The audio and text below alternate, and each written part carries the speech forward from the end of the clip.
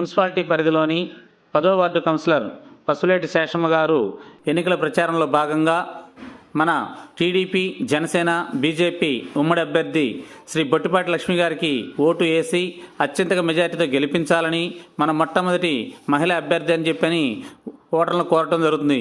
అలాగే ఒంగోలు పార్లమెంటు సభ్యులు మాగొండ శ్రీనివాసరెడ్డి గారికి కూడా ఒక ఓటు వేసి పార్లమెంటు సభ్యులుగా గెలిపించాలని, తెలుగుదేశం పార్టీ అధికారంలోకి వస్తే సూపర్ 6 పథకాలన్నీ అమలయ్యి పేద ప్రజలకు న్యాయం జరుగుతుందని తెలియజేశారు.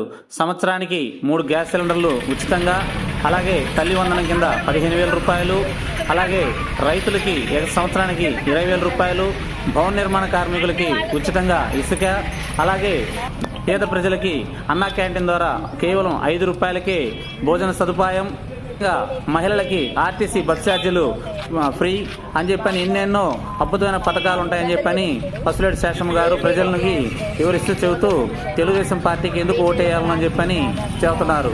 తెలుగుదేశం పార్టీకి ఓటు వేస్తే ఇన్ని లాభాలు ఉంటాయని చెప్పని వాళ్ళని తెలియజేస్తున్నారు. వాళ్ళకి పెన్షన్లు నెలకు 4,000 రూపాయలు ఇస్తారని చెప్పని తెలియజేశారు.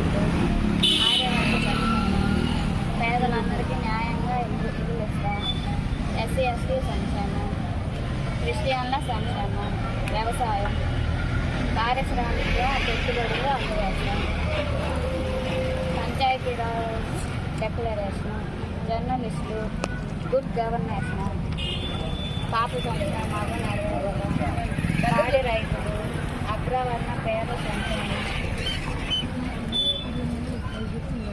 మీ అమూల్యమైన ఓటు మాగొండ శ్రీనివాసరెడ్డి గారికి, మా కొట్టిపాటి లక్ష్మి గారికి 2 ఓట్లు వేసి కొట్టిపాటి లక్ష్మి గారిని గెలిపించండి.